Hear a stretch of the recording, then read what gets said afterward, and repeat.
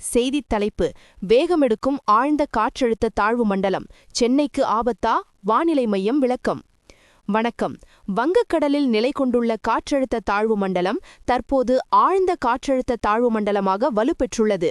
இது சென்னை உள்ளிட்ட தமிழக கடலோர பகுதிகளை நோக்கியா அல்லது இலங்கையை நோக்கியா நகர்கிறது? எப்போது கரையை கடக்கும்? கூடுதல் தகவல்களை வழங்குகிறார் எமது செய்தியாளர். ஆம், வங்கக்கடலில் உருவான காற்றழுத்த தாழ்வு மண்டலம் தற்போது ஆழ்ந்த காற்றழுத்த தாழ்வு மண்டலமாக வலுவடைந்துள்ளது. இதன் நகரும் வேகம் தற்போது 13 கிலோமீட்டரிலிருந்து 15 கிலோமீட்டராக அதிகரித்துள்ளது.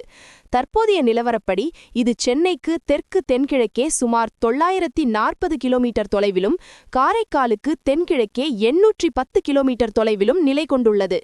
இது மேற்கு வடமேற்கு திசையில் நகர்ந்து வருவதால் தமிழக மக்கள் மத்தியில் ஒருவித அச்சம் நிலவியது. ஆனால் வானிலை ஆய்வு மையம் தற்போது ஒரு முக்கியமான விளக்கத்தை அளித்துள்ளது. தமிழகத்திற்கு இதனால் ஏதேனும் பாதிப்பு உண்டா? இது எங்கு கரையை கடக்க வாய்ப்புள்ளது? வானிலை ஆய்வு மையத்தின் கணிப்புப்படி இந்த ஆழ்ந்த காற்றழுத்த தாழ்வு மண்டலம் தமிழகத்தை நோக்கி நெருங்காது.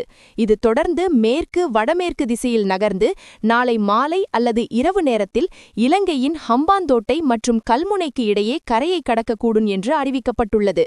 இருந்தபோதிலும் இதன் காரணமாகவும் கேரளா அருகே நிலவும் வளிமண்டல கீழடுக்கு சுழற்சி காரணமாகவும் தமிழகத்தின் கடலோர மாவட்டங்கள், புதுச்சேரி மற்றும் காரைக்கால் பகுதிகளில் இன்று லேசானது முதல் மிதமான மழை பெய்ய வாய்ப்புள்ளது.